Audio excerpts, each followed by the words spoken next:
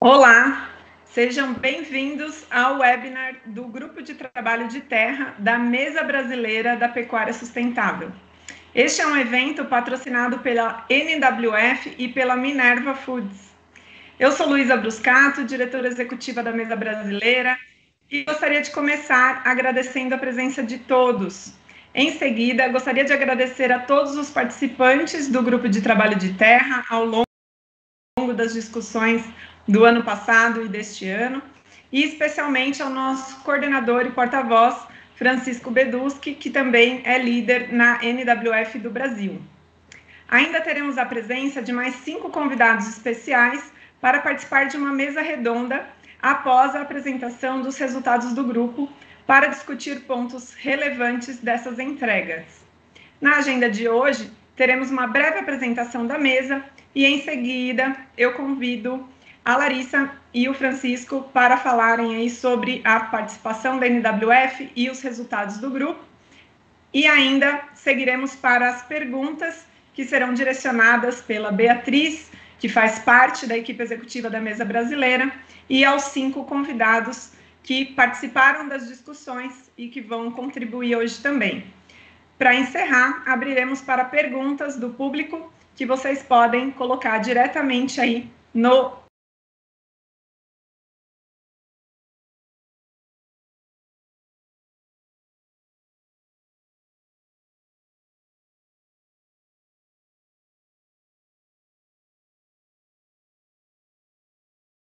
Pecuária Sustentável.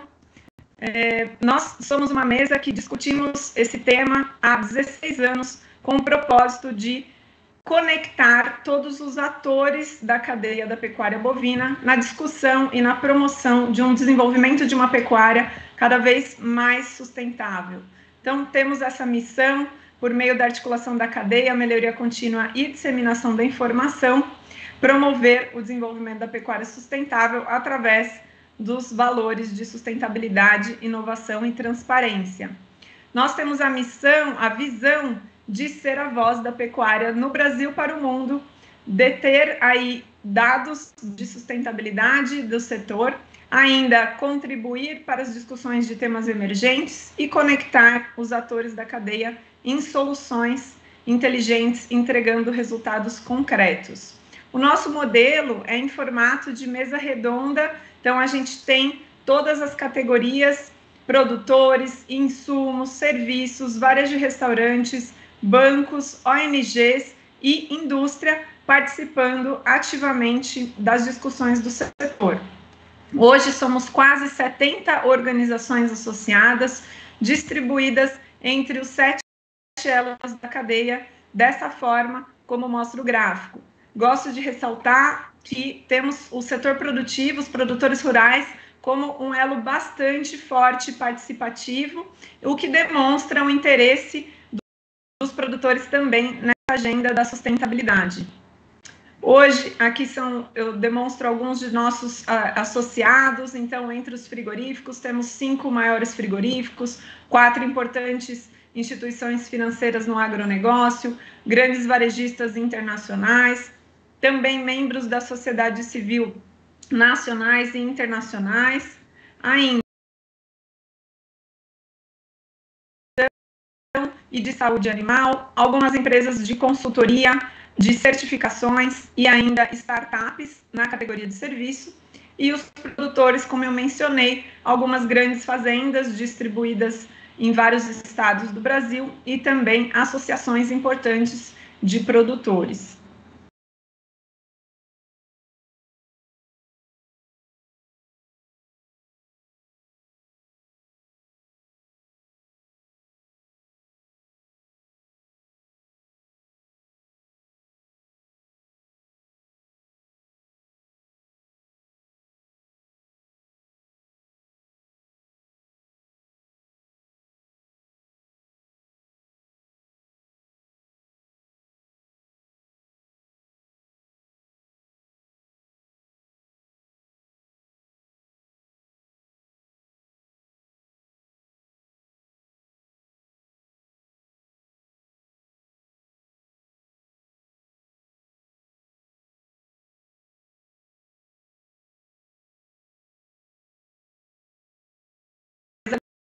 global, ocupamos um papel muito importante, que é um papel dentro da comissão executiva, no qual a gente foi ali eleito para representar a América Latina. A mesa brasileira possui essas 4 frentes de atuação, então conhecimento, engajamento, comunicação e educação, e trabalhamos através dessas frentes para entregar resultados importantes.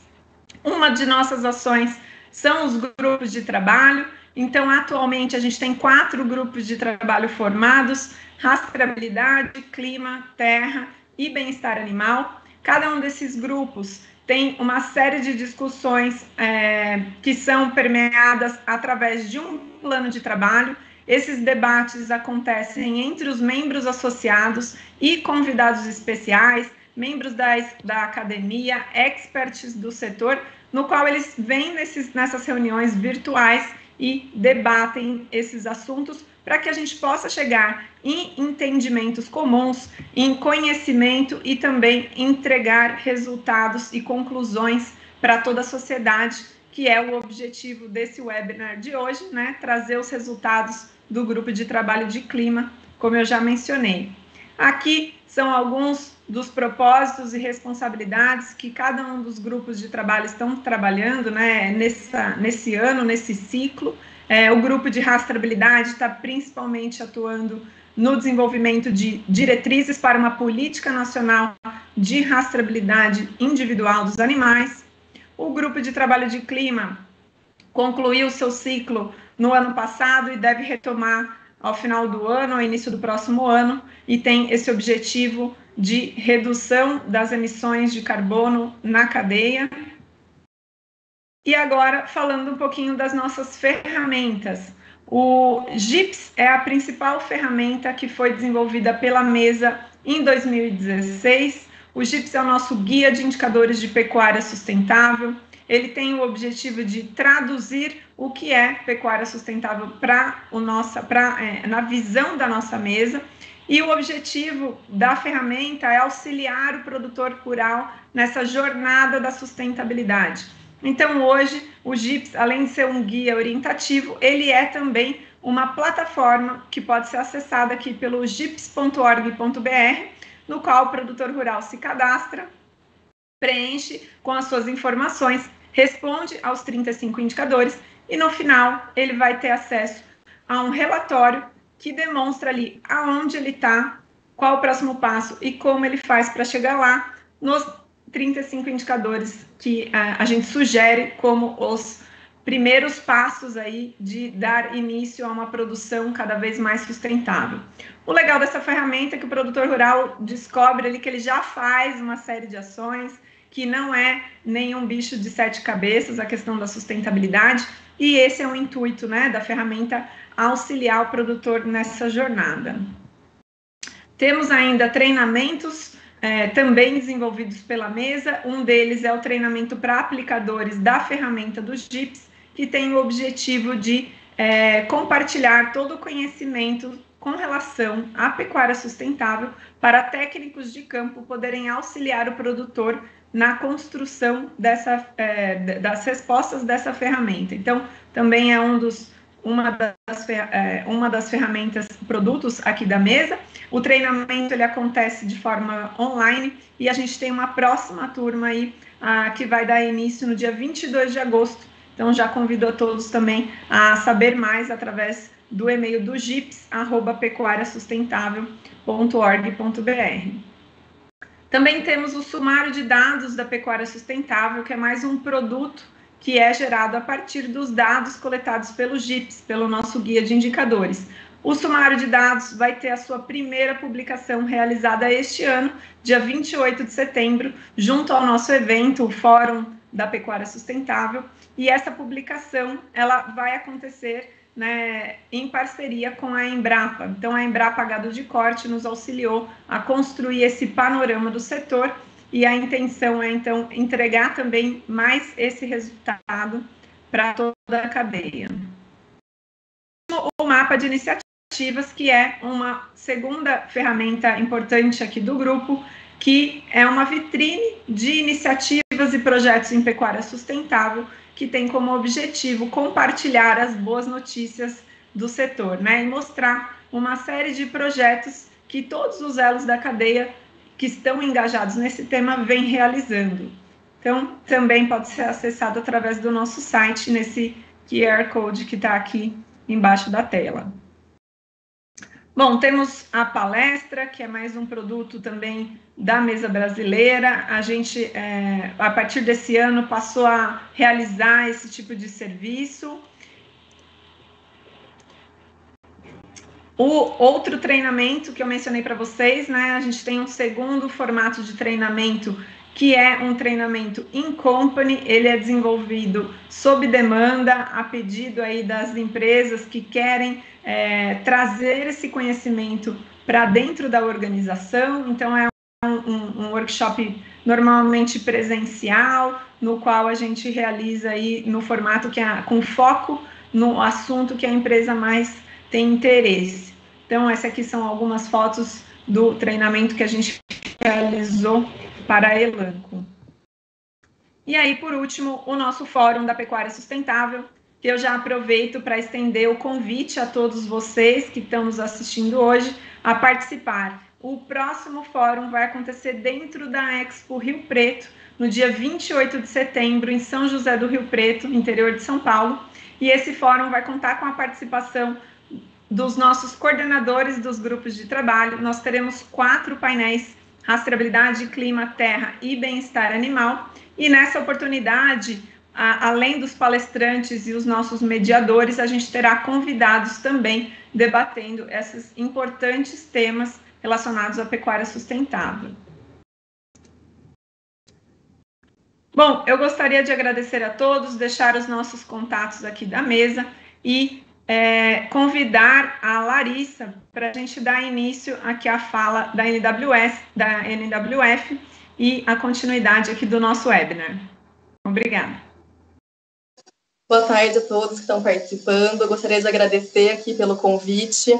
É um prazer estar aqui representando a NWF e ter essa oportunidade de troca com vocês. A NWF participa ativamente de todas as discussões da mesa da pecuária sustentável desde a sua fundação, e essa participação sempre buscou focar nos melhores resultados para todos os atores da mesa. E com relação ao tema terra, os nossos projetos estão diretamente relacionados com as entregas do GT, já que uma de nossas premissas é a melhoria contínua no uso eficiente da terra, com a participação de todos os envolvidos na cadeia. E tudo que a gente faz é sempre baseado em dados e análises que tem por base a ciência, um corpo técnico capacitado, entendimento no funcionamento do mercado e das demandas dos diferentes atores, e o conhecimento também da realidade prática em campo. Então, a NWF trabalha junto com esses vários atores do mercado no desenvolvimento de soluções para os problemas existentes, como, por exemplo, acordos de mercados pré-competitivos, melhorias nos sistemas de rastreabilidade e monitoramento, desenvolvimento de projeto em parceria com produtores, frigoríficos e varejo. E, mais especificamente, também, a gente trabalha com esses atores desde o engajamento até a orientação para a regularização dos problemas socioambientais, para que a cadeia possa atender às novas demandas do mercado. Então, nosso trabalho inclui ferramentas tecnológicas para fazer um diagnóstico inicial da cadeia de suprimento, projeto piloto de engajamento de produtores rurais, apoio na comunicação de resultados e avanços para o mercado, realização de palestras e elaboração de materiais de apoio, como cartilhas de orientação, para a gente dar os melhores caminhos para o produtor se regularizar. E também a gente vem fazendo um trabalho junto aos governos estaduais para avançar nessa regularização. Então, em resumo, a NWF busca contribuir para que os produtores desenvolvam uma pecuária cada vez mais sustentável e ampliem o acesso ao mercado no longo prazo, e os frigoríficos possam tomar decisões mais assertivas e cumprir com os compromissos. Então, a gente espera aqui que juntos a gente consiga criar uma comunicação mais fluida entre a produção e o consumo, de forma que todos possam entender as necessidades das outras partes envolvidas e a responder às tendências do mercado. Muito obrigada, Larissa. Gostaria novamente de agradecer o patrocínio da NWF e da Minerva Foods nesse evento. E agora chamo o coordenador do Grupo de Trabalho de Terra, Francisco Beduski, para apresentar os resultados que a gente obteve aí nos últimos meses de discussão.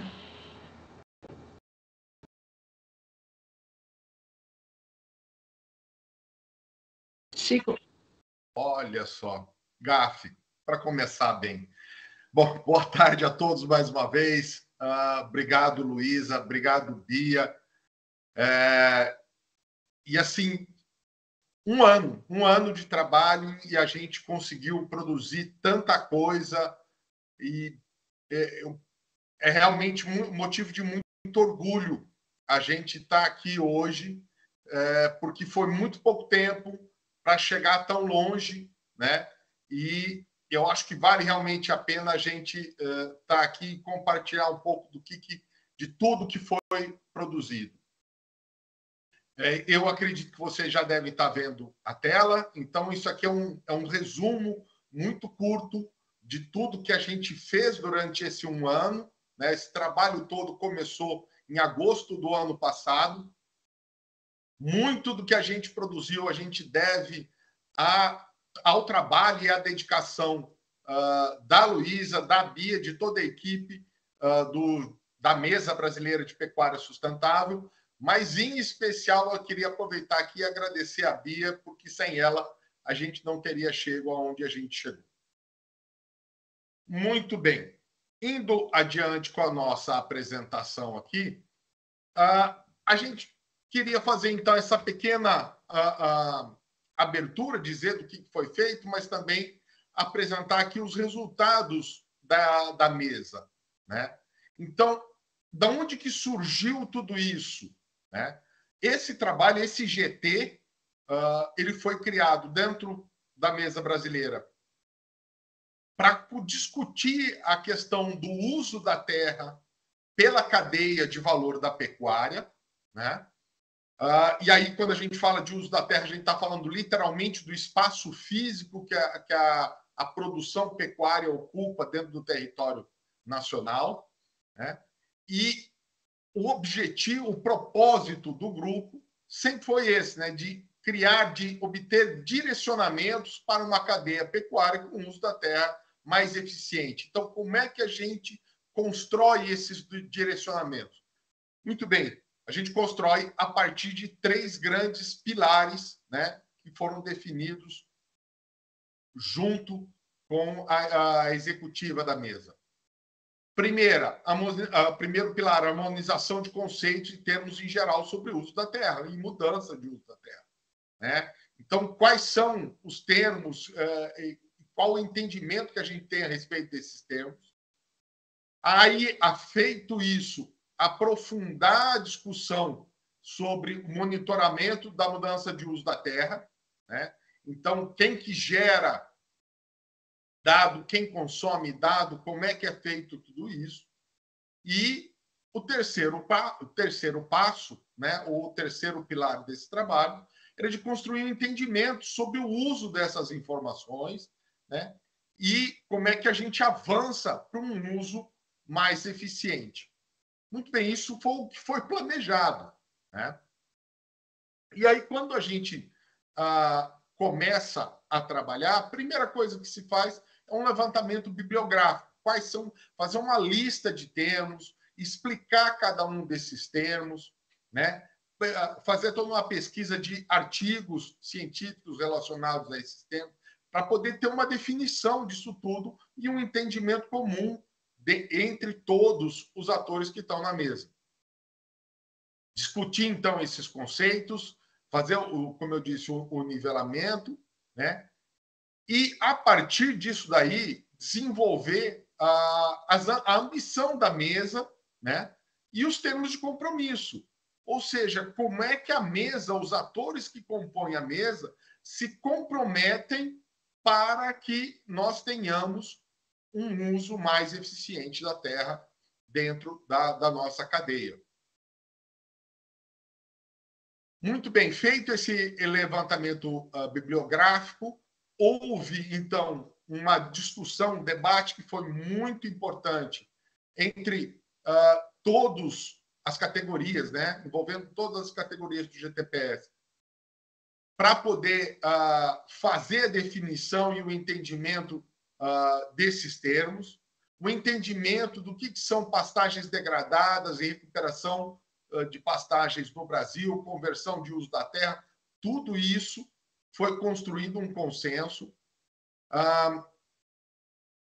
E aí, a partir desse consenso do que se entendia por uso da terra, e conversão, e desmatamento, e tudo mais, a gente começou, então, a construir os compromissos das categorias. Tá? E aí a gente começa justamente pelo compromisso. Me desculpe, antes eu preciso falar disso. A primeira entrega foi a página dentro do site da Mesa Brasileira, que é uma página onde tem onde estão lá esses conceitos.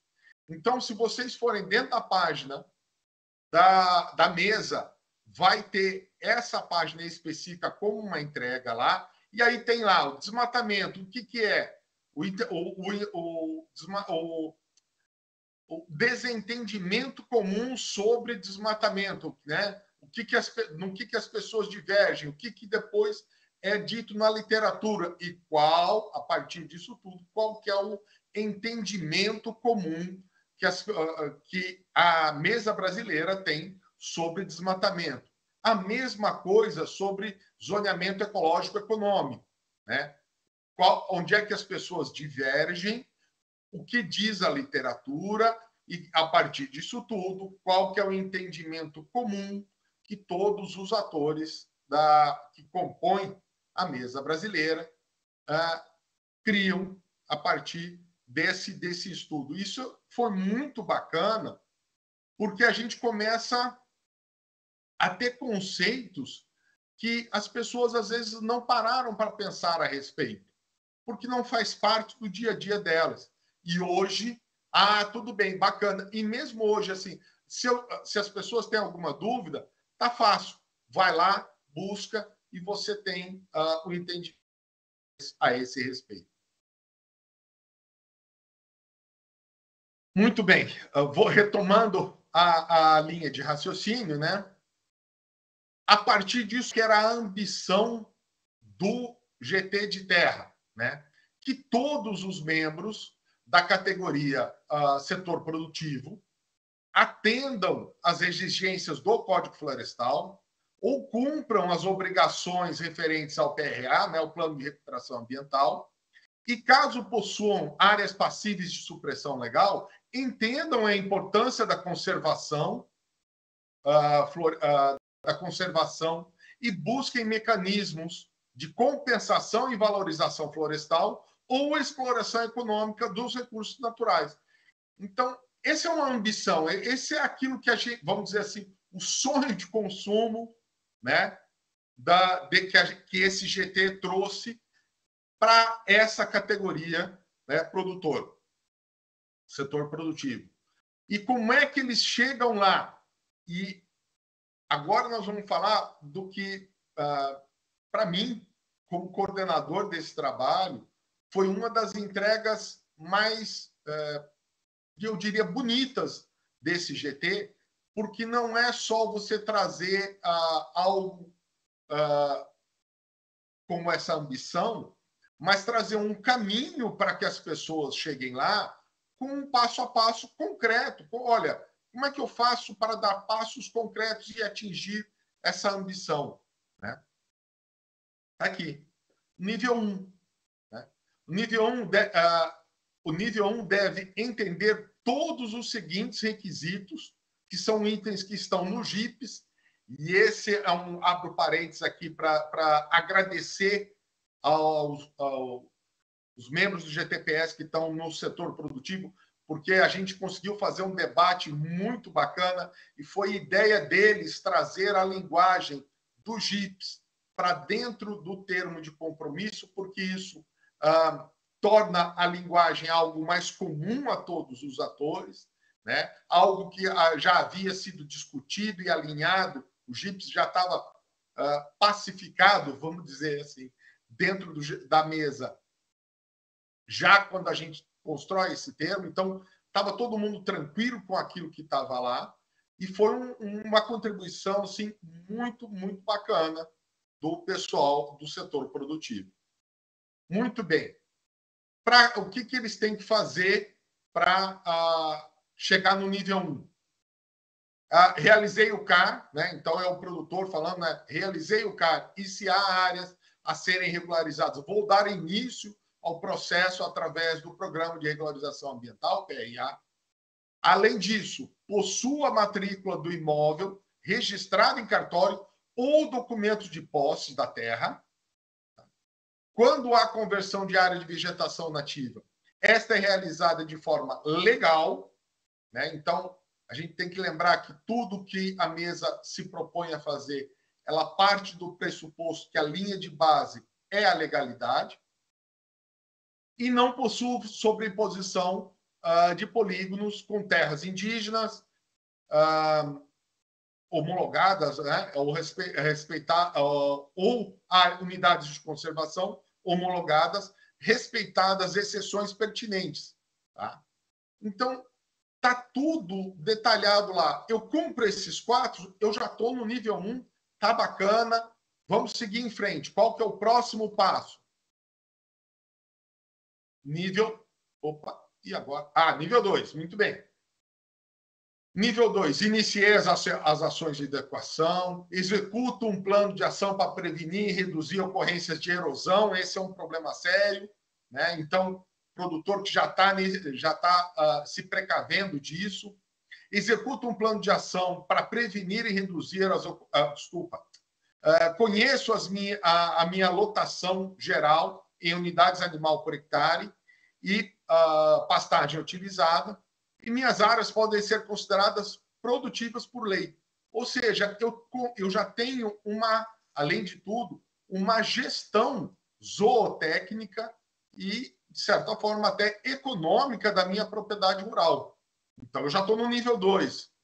O nível 3, além de tudo aquilo, a minha propriedade atende às exigências do Código Florestal, minhas atividades não necessitam de licença ou, se necessitam, todas estão regularizadas, então isso varia de estado para estado, varia de atividade para atividade, conforme a legislação pertinente de cada estado, né? Mas, por exemplo, às vezes pode ser necessário que um confinamento tenha uma licença específica, então, se eu tenho confinamento, eu tenho essa licença e tal. Então, eu já estou bastante avançado no uso da terra, né? Em fazer um uso eficiente da terra.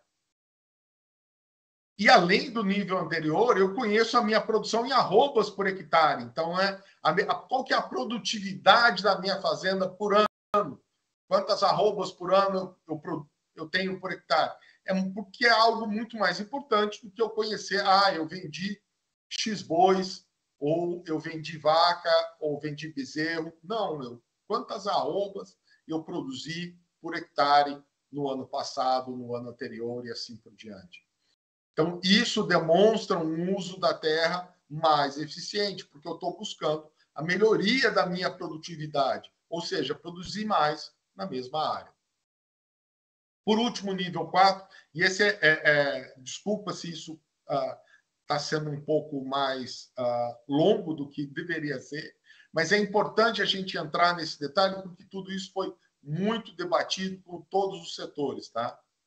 O nível 4, busca informações sobre mecanismos de valorização da floresta ou de exploração econômica dos recursos naturais. Quer dizer, uma pessoa que já está buscando como é que eu faço para valorizar, transformar a minha floresta em ativo dentro da minha propriedade rural. Quando possuo áreas passíveis de supressão legal, entendo a importância da conservação e busco mecanismos de compensação, né? E implemento estratégias para conservação e manejo do solo e da recuperação das pastagens degradadas e monitoro os índices de lotação e produção por área, né, a produtividade da fazenda. Então, é esse o conjunto de critérios que define o nível, a ambição maior que a gente tem para o setor produtivo e que o setor produtivo, diga-se de passagem, abraçou junto conosco.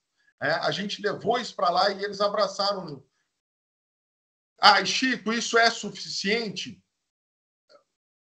Hoje é. Amanhã a gente pode rever, pode sentar, pode traçar ambições mais altas. Eu acho que isso tudo faz parte do processo de uma construção de uma pecuária sustentável. É o caminhar muito mais do que o ponto de chegada.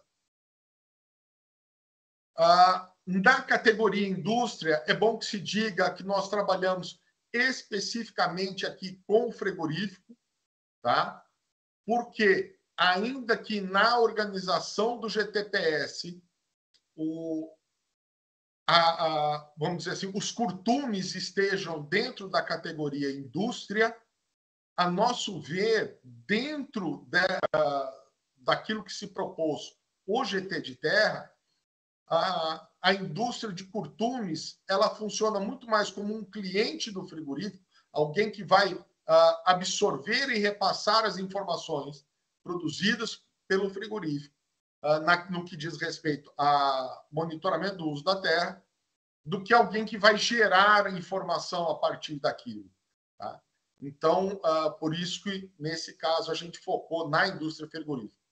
Então, que todos os membros da categoria indústria, frigoríficos, possuam uma política de compra que reconheça e incentive a conservação das áreas de excedente florestal, controlem e monitorem fornecedores indiretos de nível 1, acompanhem a produtividade dos fornecedores, estimulem o incremento de produtividade e que sua progressão seja reportada anualmente no relatório de resultados da mesa. Então, aqui a gente está indo procurando trazer como é que essa categoria, indústria, frigoríficos, como é que eles colaboram para que os produtores atinjam aqueles resultados que a gente já falou. Ok? E como é que eles vão fazer isso? Né? Da mesma forma, ainda que um pouco mais simples, que os produtores, existem aqui os 4 níveis para que tenham um direcionamento, um caminho para que a indústria faça isso. Né? O nível mais básico de tudo, um sistema de gestão avançado que inclua o controle e monitoramento da cadeia de fornecedores diretos, né? Ou seja, os produtores que vendem animais para o frigorífico, quanto à regularidade socioambiental. É isso.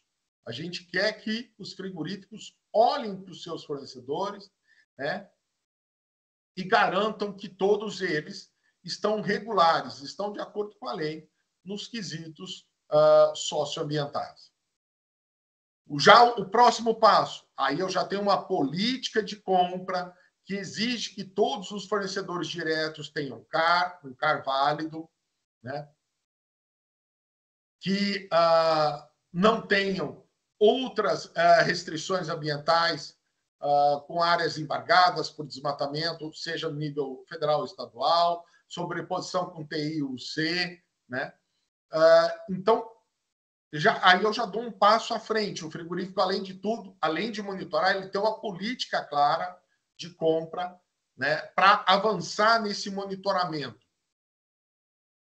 Terceiro passo, controlo e monitoro todos os fornecedores diretos, somente compro de fornecedores com CAR válido e disponibilizo ferramentas ou informações de apoio à regularidade dos fornecedores.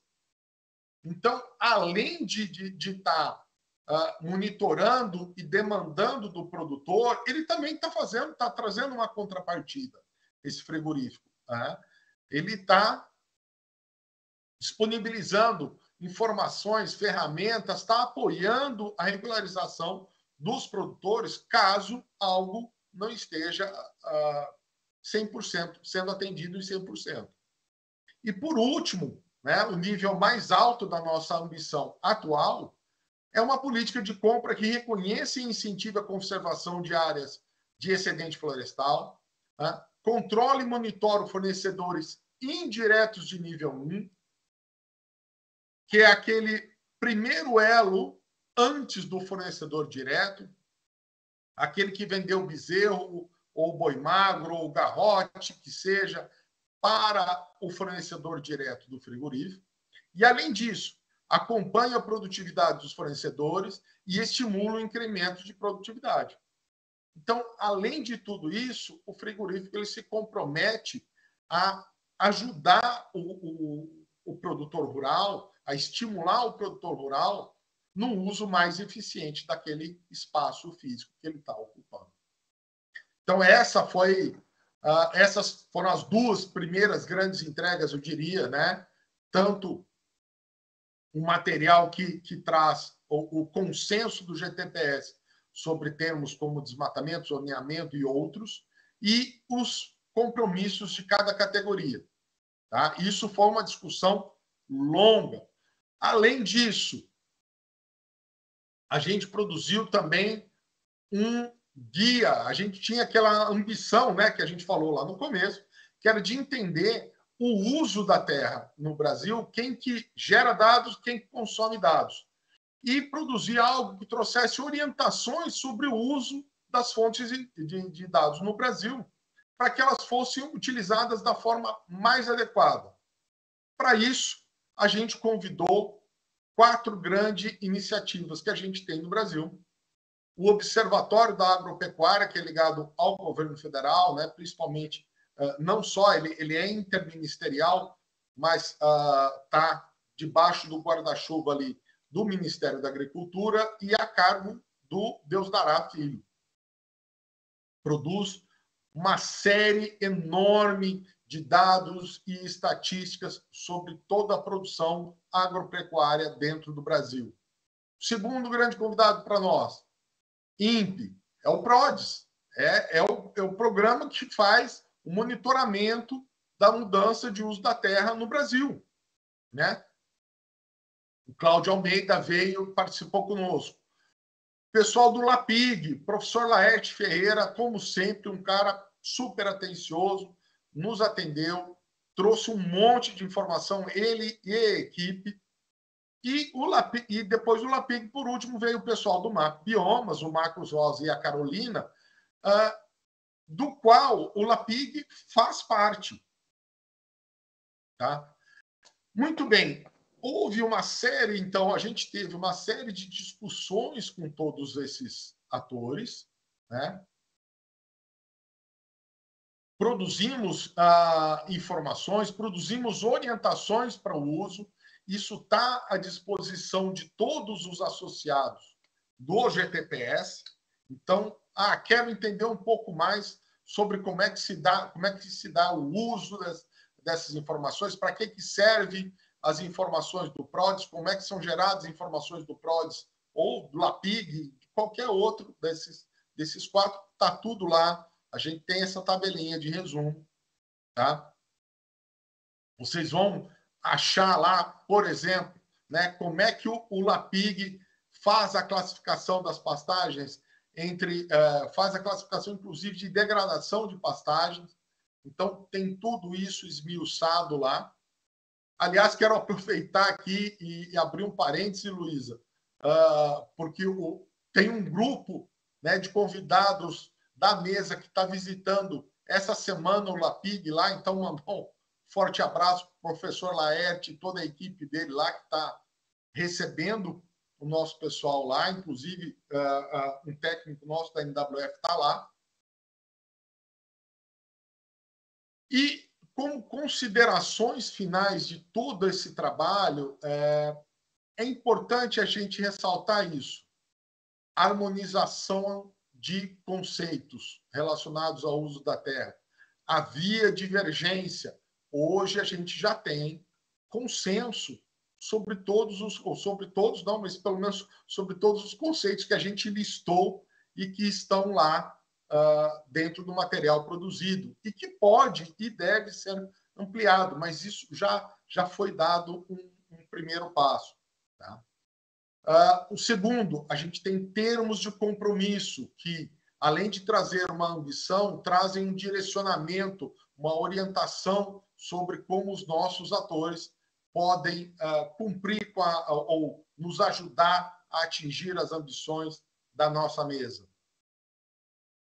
E o guia, né, que traz as informações, as orientações de uso, metodologia, está tudo lá. Né?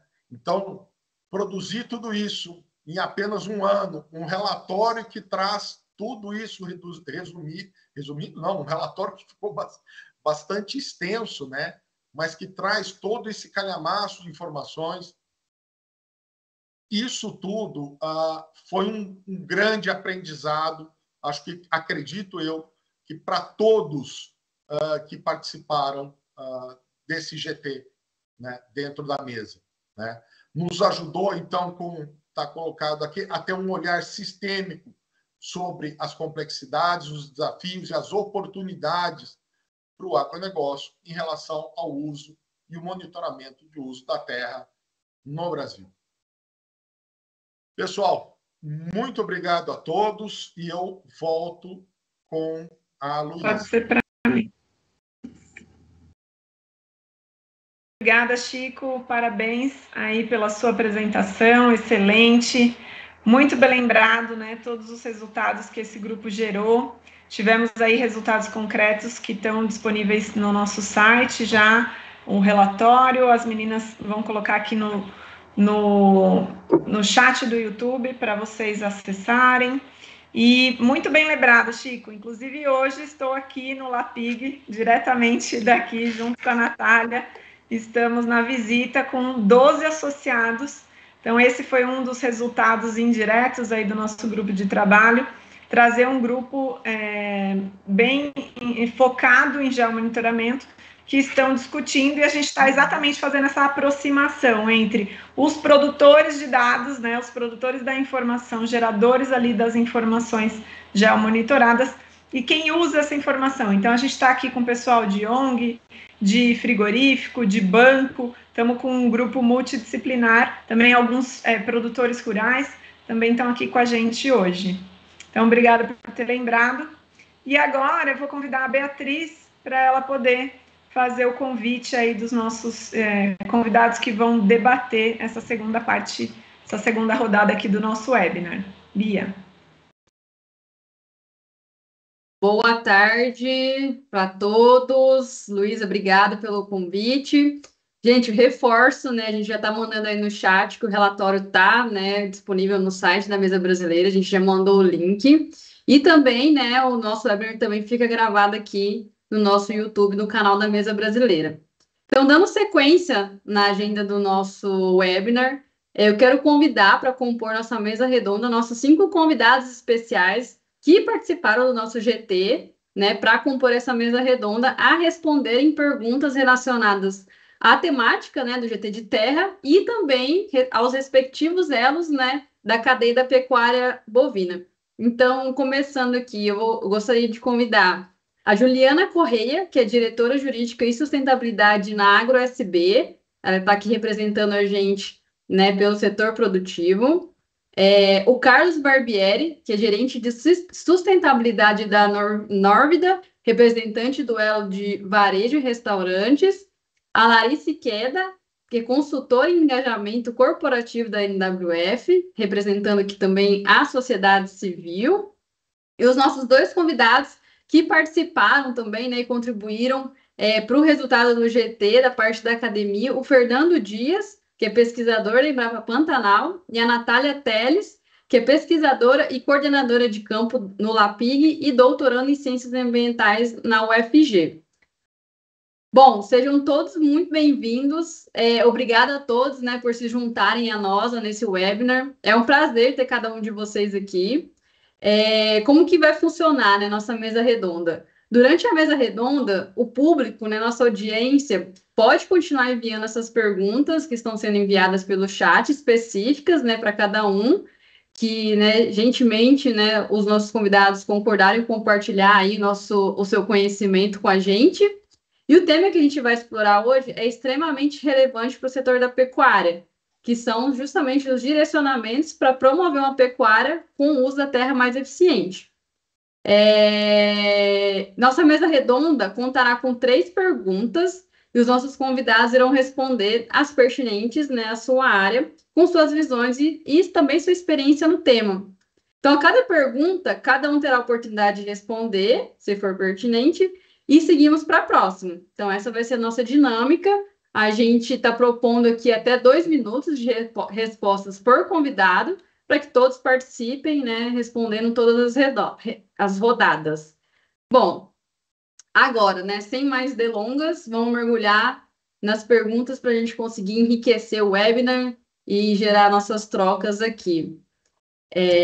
Dando início na nossa primeira pergunta, vou fazer uma contextualização geral, né, do que o Chico já também apresentou sobre o GT, que um ponto crucial para a gente promover a melhoria na pecuária é justamente o monitoramento eficiente dos fatores de produção, e nisso se inclui a mudança de uso da terra. Assim, o GT promoveu a apresentação e também a discussão de diferentes metodologias e resultados com as principais fontes de dados de monitoramento do Brasil, né? Então, o APIG, MapBiomas, o INPE, né, que trouxe PROS, DETER, TerraClass. Então, partindo para a nossa primeira pergunta para os convidados. Considerando todos os resultados do GT, como a sua respectiva categoria ou a instituição pode contribuir para a aprimoração de um sistema de monitoramento e de melhoria na cadeia pecuária? Como a sua categoria ou a instituição pode contribuir para a construção de um sistema de monitoramento melhor visando a pecuária?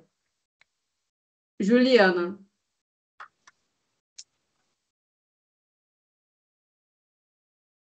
Obrigada, Bia. Boa tarde a todos.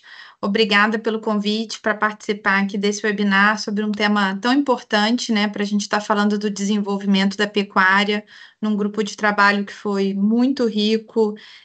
Parabéns, Chico, já começando aqui pela sua excelência em convidar excelentes pessoas para participar desse webinar, e as palestras foram muito grandiosas.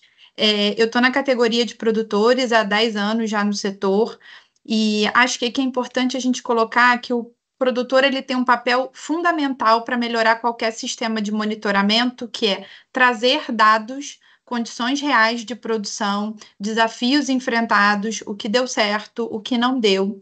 Então, acho que uma grande contribuição, né, do nosso setor é a gente se engajar nas pesquisas, nos testes para novas tecnologias, testar práticas diferentes de manejo, abordagens mais inovadoras, de forma mais ativa, para que a gente consiga tanto desenvolver quanto validar soluções mais eficientes nesse monitoramento, né? Por exemplo, a recuperação de pastagens, que é um tema muito rico e muito importante para a gente linkar com um propósito fundamental, genuíno, né, de qualquer monitoramento, que é o chegar e não ter uma pressão por desmatamento de novas áreas. Eu tenho que investir em recuperação de pastagens degradadas, eu tenho que intensificar minha produção, isso só é possível com desenvolvimento de pesquisa e novas tecnologias.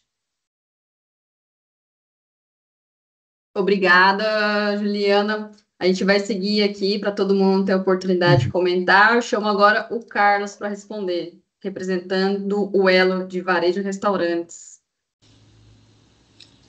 Boa tarde, pessoal. É um prazer estar com vocês e compartilhar um pouquinho dos desafios que o varejo tem tido nos últimos tempos.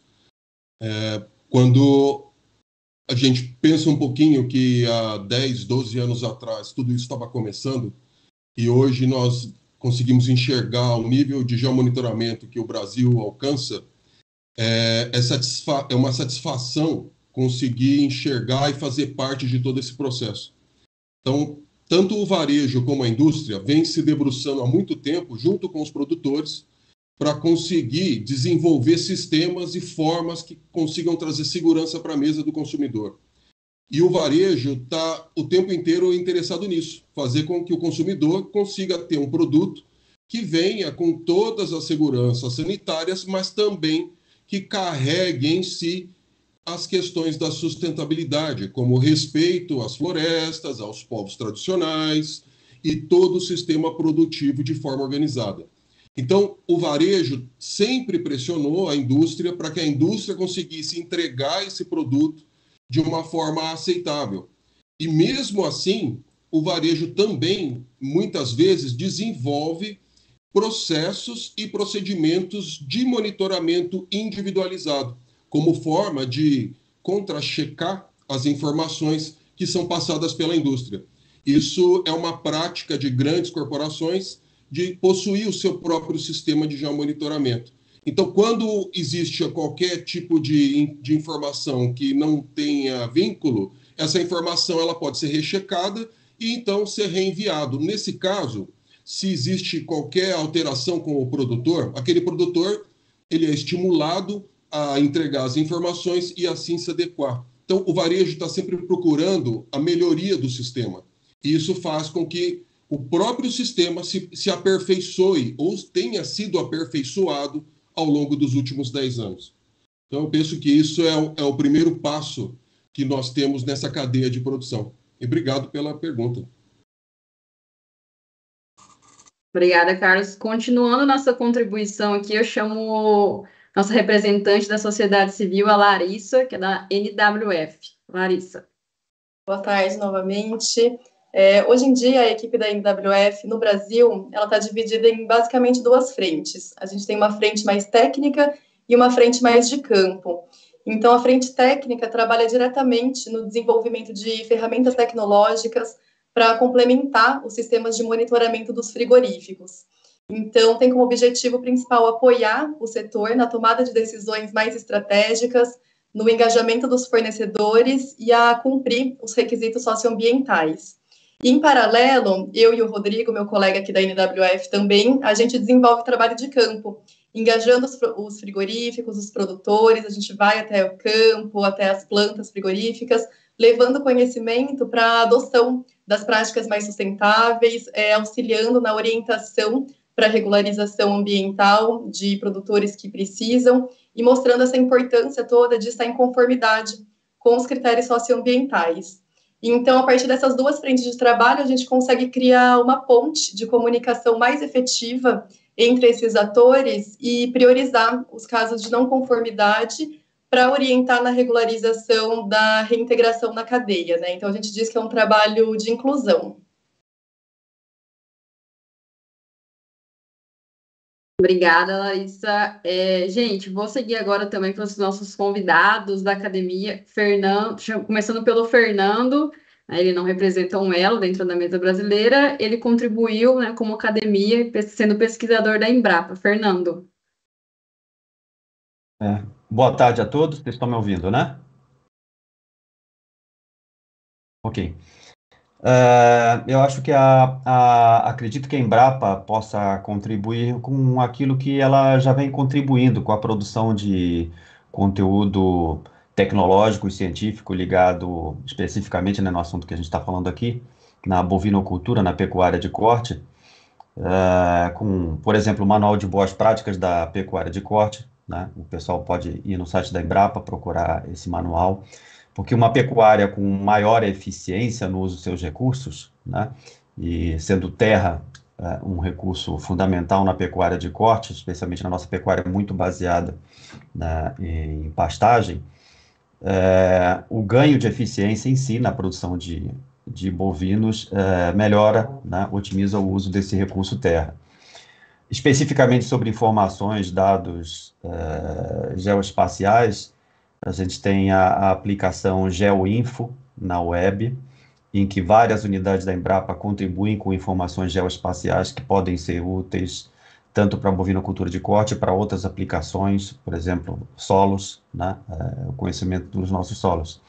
Então, eu recomendo que aqueles que já conhecem a Embrapa e os que não conhecem vão no site da Embrapa, procurem por temas específicos, há várias ferramentas de busca, e busquem por tecnologias e ferramentas que estão lá disponíveis. Acho que esse é o papel da Embrapa, prover conhecimento científico e tecnológico para a cadeia da carne. Certo, Fernando. Continuando, Natália, sua contribuição, por gentileza. Boa tarde a todos. Obrigada, Luiz, e toda a equipe pelo convite de estar aqui. É um prazer enorme estar com vocês online e aqui também no LAPIG, né?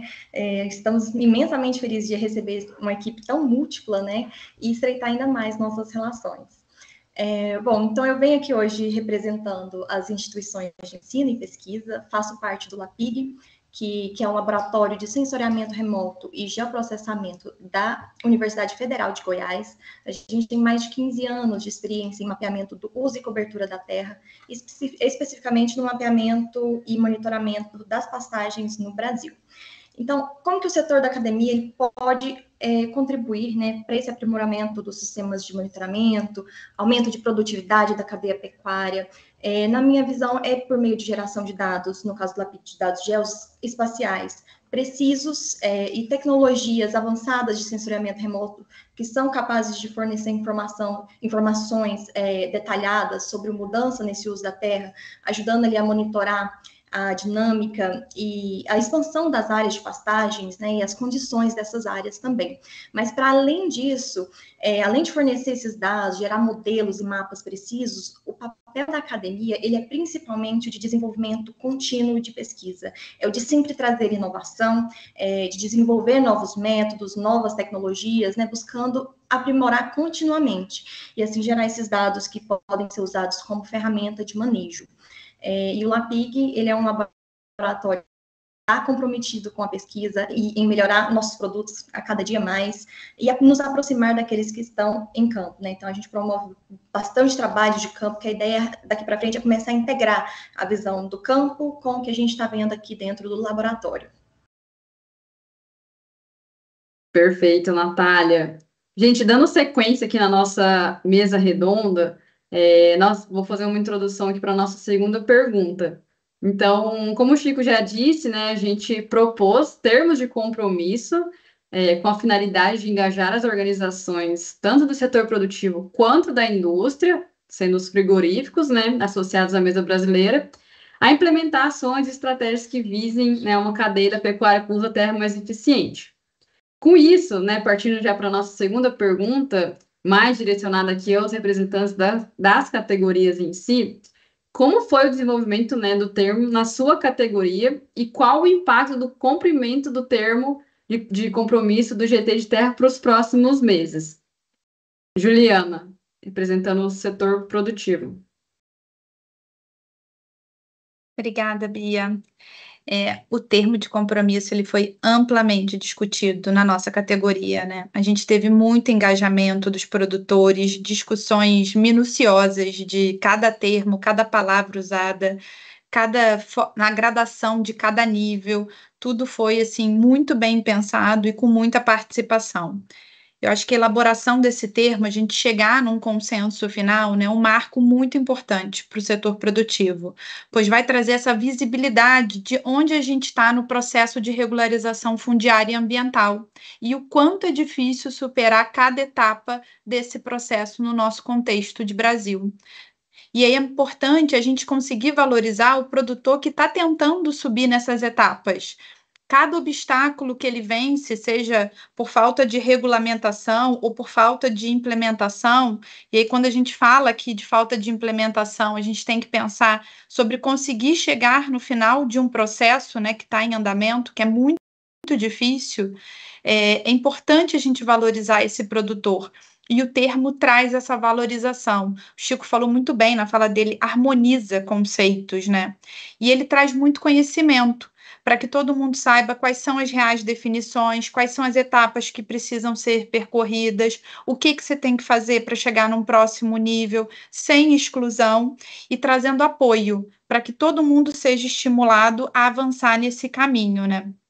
Com certeza o cumprimento do termo de compromisso vai trazer um nível de excelência para os produtores, né? Ele foi muito feliz em trazer termos como conservação de florestas, exploração econômica de recursos naturais, conceitos de produção sustentável, junto com índices de produção, lotação por hectare, produção de arroba por hectare, área efetivamente empastada, são conceitos muito importantes que a gente tem que manter o respeito à legislação brasileira, mesmo quando a gente está falando nas estratégias de conservação e manejo do solo e recuperação de pastagem degradada.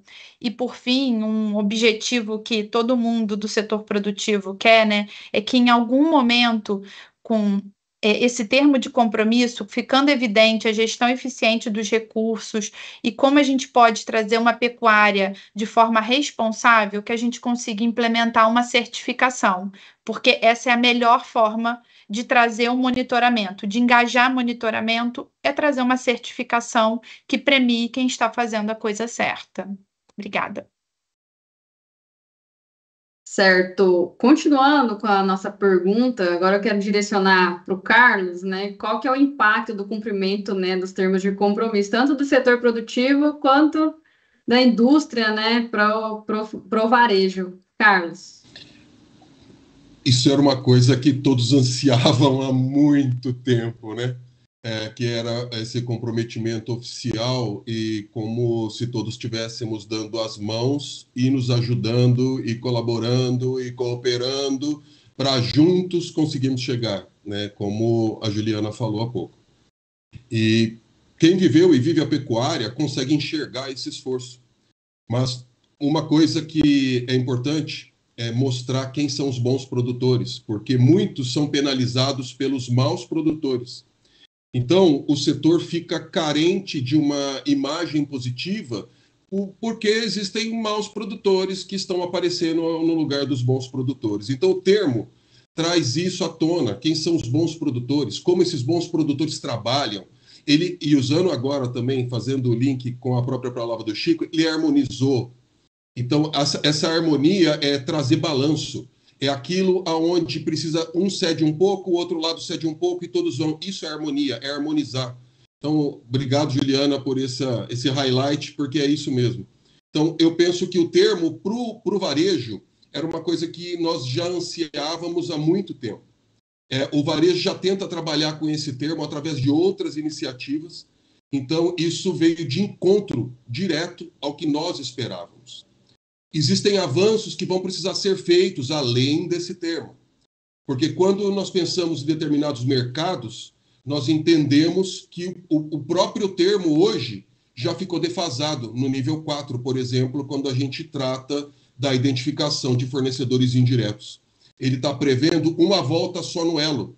E hoje nós já sabemos que o mercado europeu quer voltar desde o início, ou seja, no nascimento dos animais. Que assim nós teríamos uma cadeia completamente livre de qualquer problema socioambiental.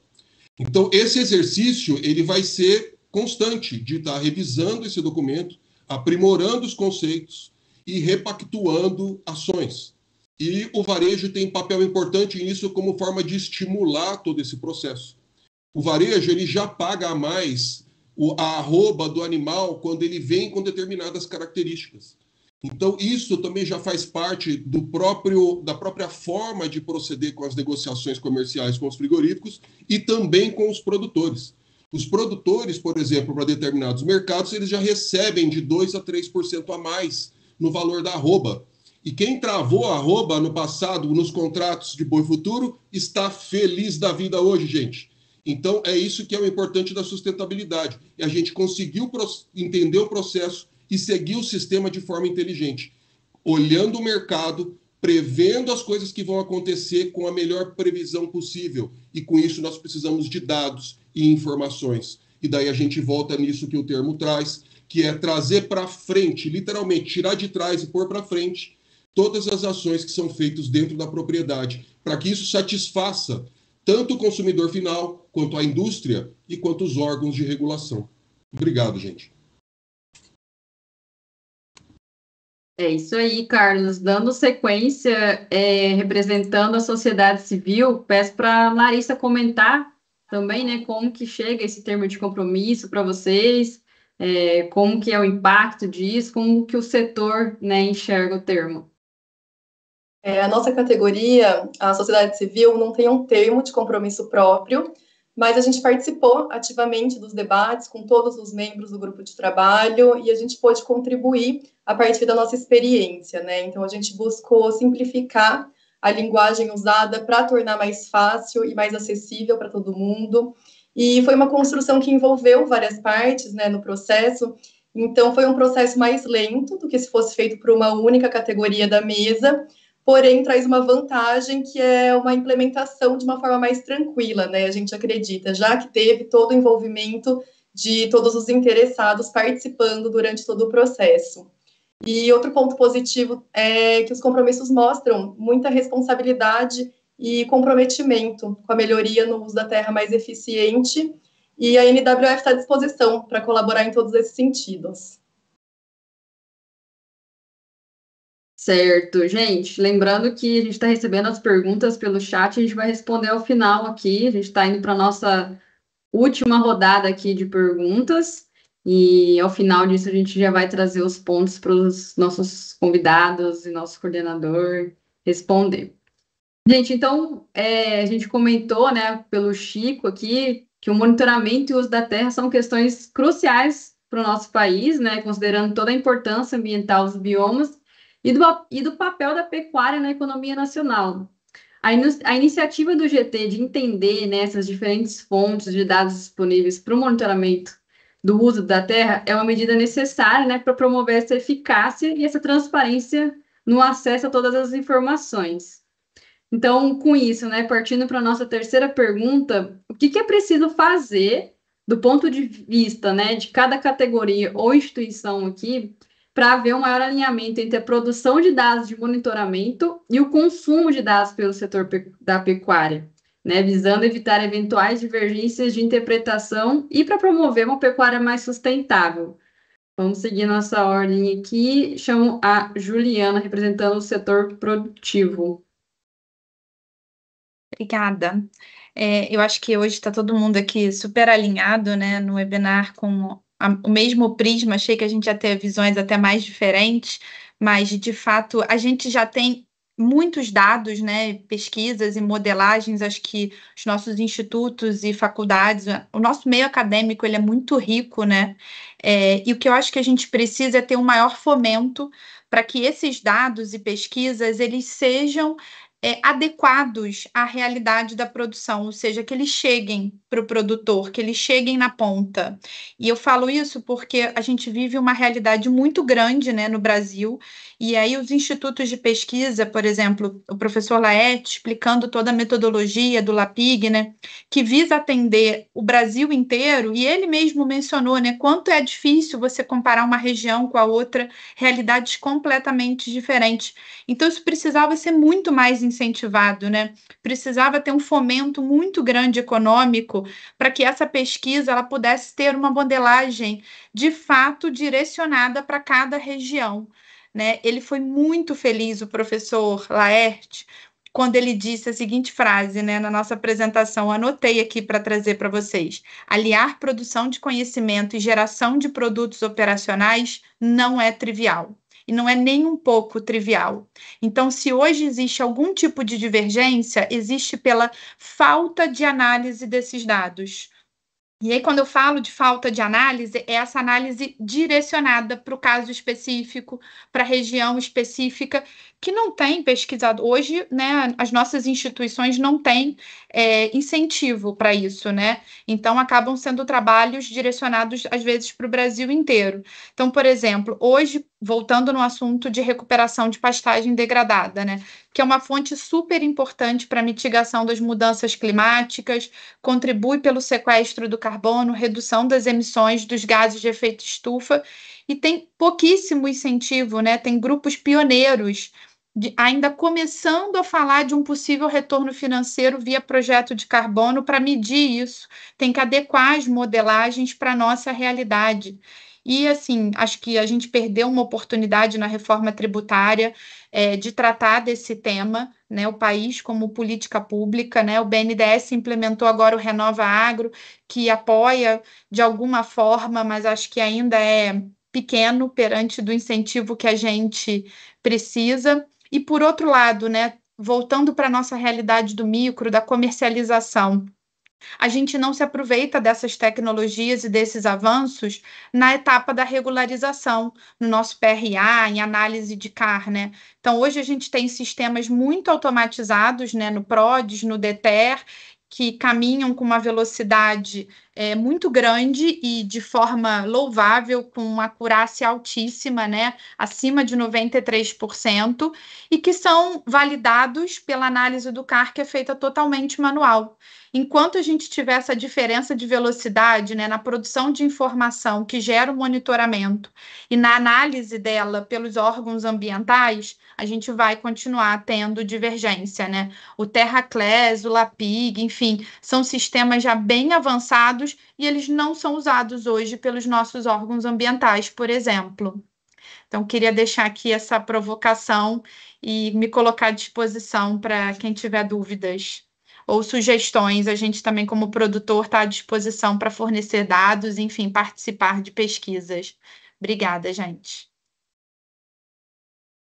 Ótimo, Juliana. Um bom ponto levantado. Vamos seguir aqui cutucando o pessoal.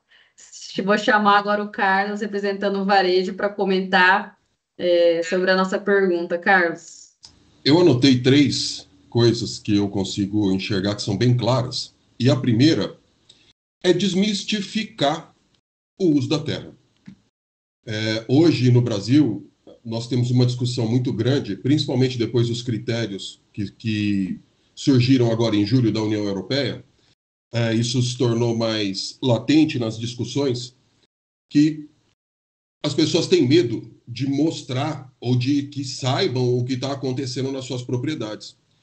Só que quando isso começou, lá atrás, em 2009 para 2010, eu escutei de um grande pecuarista no Pará falando assim, mas espera aí, cara, você está querendo me ver de cueca na cozinha da minha casa? É isso? Você está me olhando do satélite, né? Por quê? Porque as pessoas não tinham a noção do que era fazer monitoramento, fazer geomonitoramento de uma propriedade. E isso não tem nada a ver com invasão de privacidade, com querer cercear direito das pessoas. Não, isso tem a ver com produção de alimentos, isso tem a ver com produção correta de alimentos, isso tem a ver com uso renovável de produção. Então, como que isso não pode haver algum processo onde quem está consumindo esse produto consiga ter, de alguma forma, a garantia pelo que está consumindo? Então, a primeira coisa que eu penso que ainda nós precisamos fazer, e de uma forma mais massiva, é desmistificar o geomonitoramento. Tirar da cabeça que isso é do mal, que é o demônio que está querendo ver o que vocês estão fazendo na minha casa, na minha terra. É o demônio, vocês estão me vigiando, é o olho de Satanás. Então, esse tipo de visão precisa sair do setor produtivo. Por quê? Porque são olhos técnicos que estão olhando para em cima de uma propriedade, olhando o uso que está sendo dado para aquela terra e, de alguma forma, garantir o que está sendo produzido. Daqui para frente, é muito complicado nós conseguirmos ter qualquer tipo de iniciativa sem engajamento. E hoje a pecuária ela carece de um engajamento no elo mais fraco dela, que é a cria.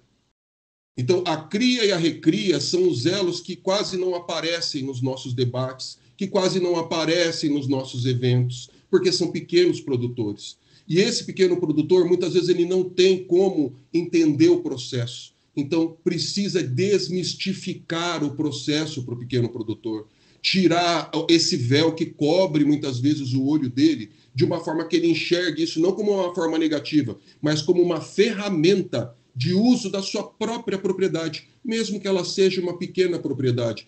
Como todos já falaram, existem tantos critérios que nós podemos agregar hoje numa propriedade, trazer benefícios diretos e indiretos, então precisa desmistificar.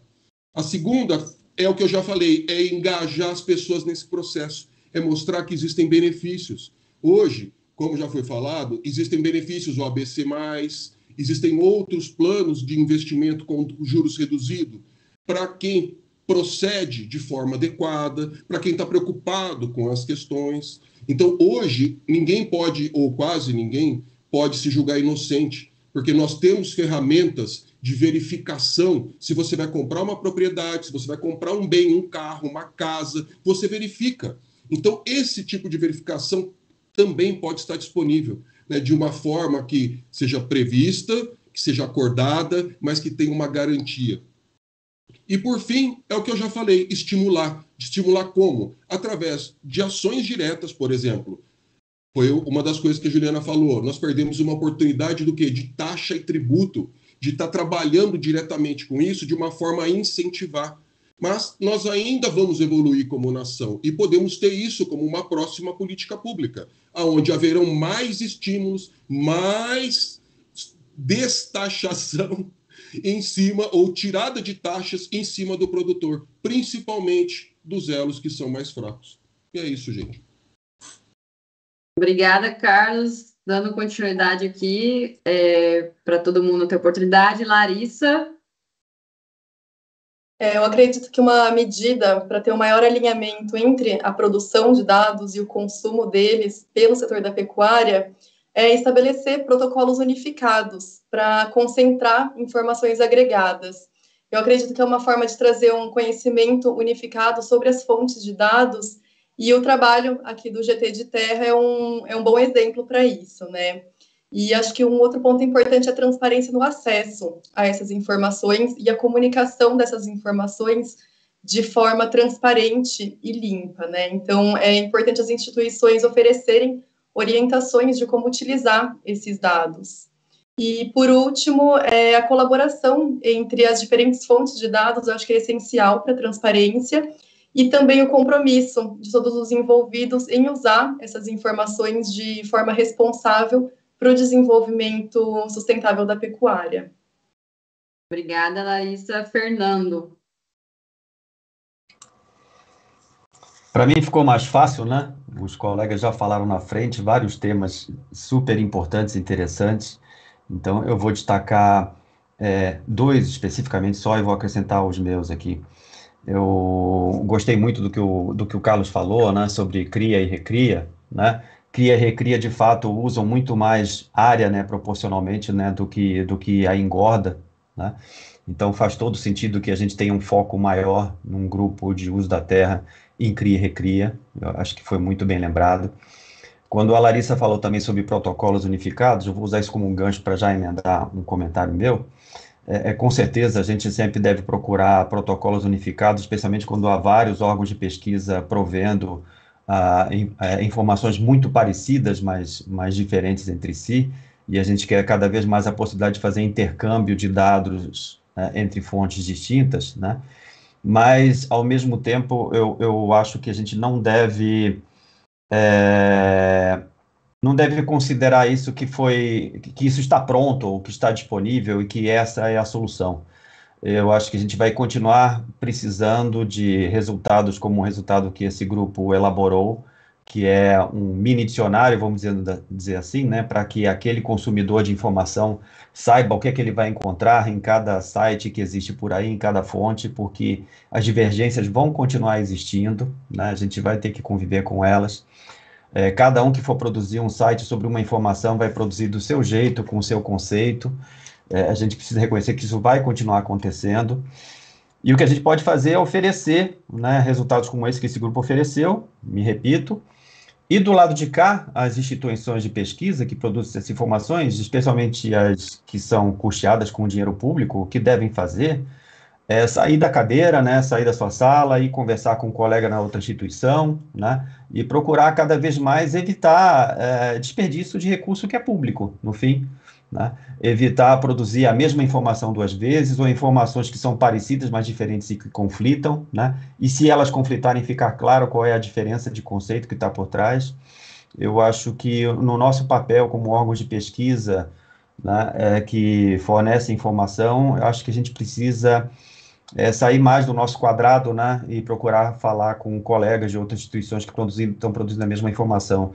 A gente sabe que é muito mais fácil a gente se virar com o que a gente já tem, com o colega da sala do lado, com quem a gente já conhece, e por isso, às vezes, até por um pouco de preguiça, né, acabamos duplicando esforços. Então, precisa ter força, né, para produzir mais informação de maneira sinérgica, né, otimizando o uso de recursos. Deixa eu ver aqui a minha colinha, eu anotei algumas coisas sobre sinergia. Clareza, né? Na hora em que a gente for fornecer essas informações, que os órgãos de pesquisa, cada um dos pesquisadores fornecerem informações, que fique muito claro para que aquela informação serve, mas também para que aquela informação não serve. É importante deixar claro para que aquela informação não pode ser usada ou não seria um bom assistente numa decisão. É importante também que fique claro quais são as incertezas, né, produzindo esse tipo de informação. E também foi comentado aqui, acho que pela Juliana, né, que não só prover a informação, o dado bruto em si, né, num mapa colorido e divertido de navegar, mas produzir também análise e estimular os órgãos que são responsáveis por produzir análise que consumam, né, aquilo que a gente está gerando como informação, né, não parar simplesmente no visual. Divulgar aquilo que a gente está fazendo, né? Às vezes a gente acredita, né, que o nosso trabalho terminou quando a gente colocou um site bonito no ar, mas não vai adiantar nada, né, se ninguém estiver consumindo. Então, acho que todo mundo que provê informação no web precisa ter um controle, um monitoramento de como esse dado está sendo usado, se está sendo bastante usado, e agir proativamente, né, para que ele seja consumido, né, pelo público em geral, ou pelo público especializado, né, que é o público-alvo. E voltando ao trabalho que essa mesa elaborou, né, como o Chico falou no início, é importante que a gente esteja sempre revisitando esse trabalho e mantendo ele atualizado, porque contatando as fontes, né, contatando o pessoal do LAPIG, contatando o pessoal da Embrapa sobre a fonte que está catalogada lá, para ver se continua sendo desse jeito, se há algo novo, se algo mudou. Então, esse material que foi produzido, ele é vivo, precisa ser mantido atualizado constantemente, né, e melhorado, inclusive com o feedback, né, daqueles que usarem esse material.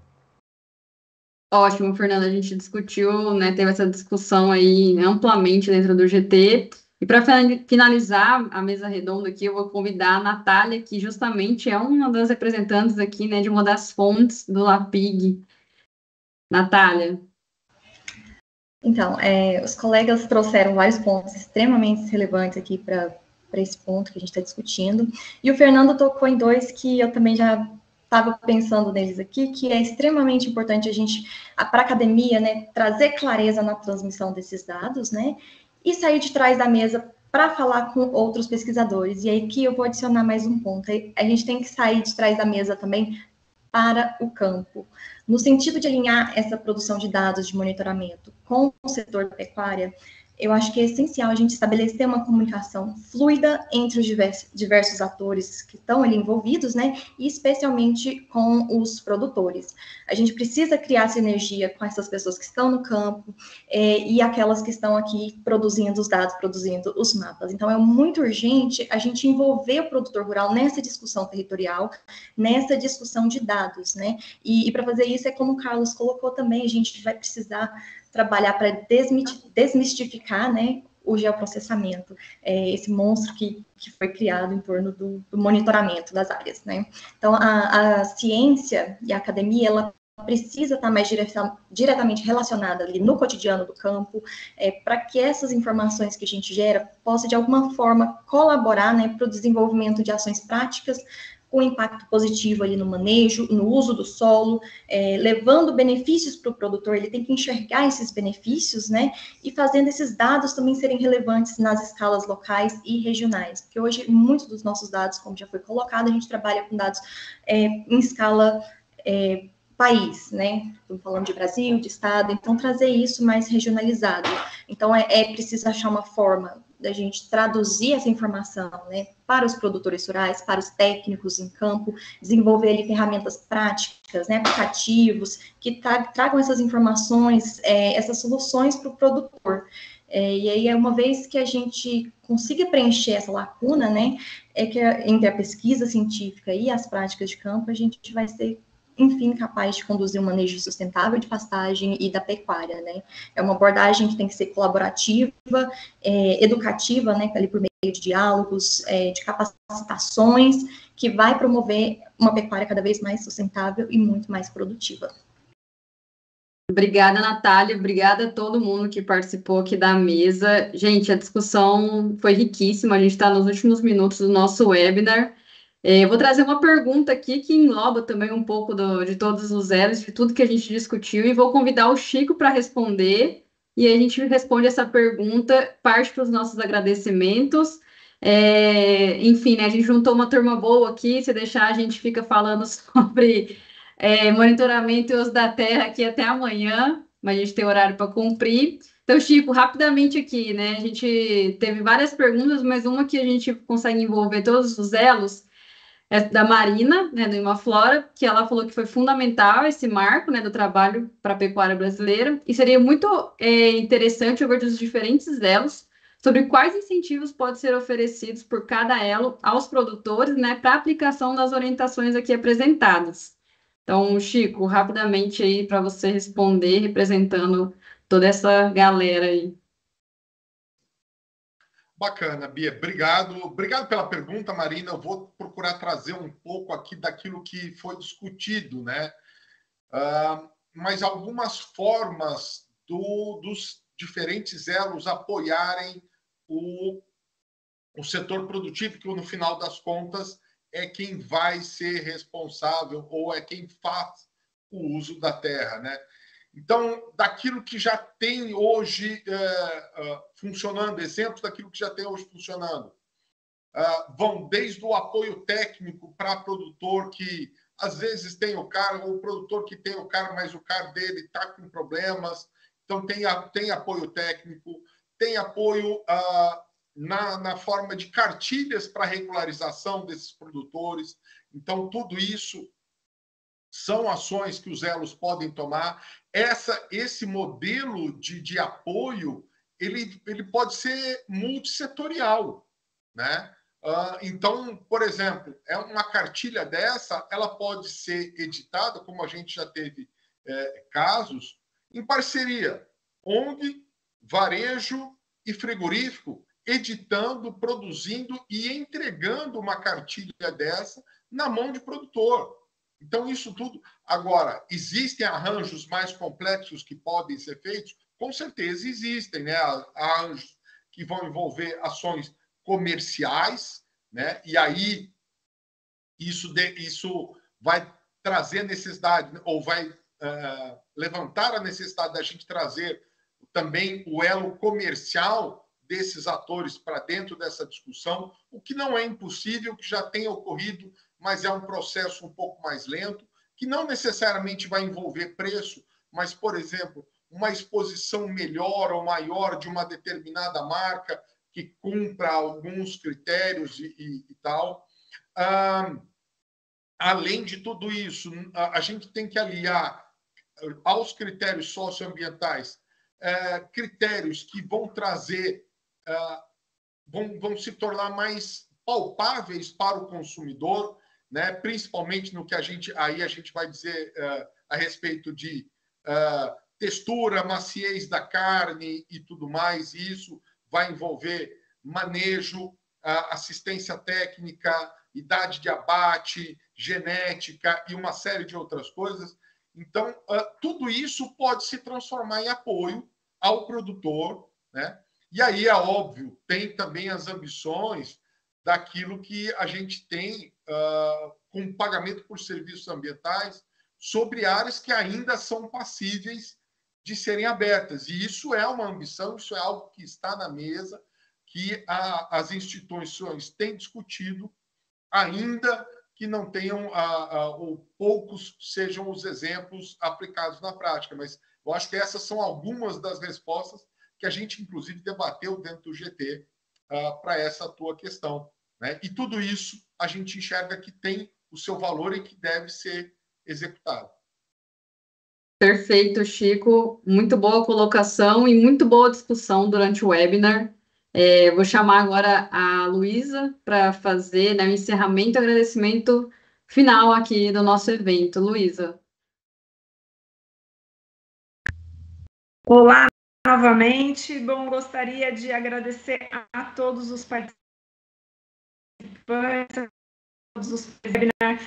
Gostaria de agradecer especialmente Francisco Bedu, coordenador aqui do GT de Terra, e também a todos os convidados que participaram agora com a gente aqui desse debate. Avisar que esse webinar fica disponível no nosso YouTube, ele continua lá e também disponível no nosso site. E um agradecimento especial à Minerva, que foram os patrocinadores e proporcionaram a realização desse encontro. Muito obrigada e até a próxima.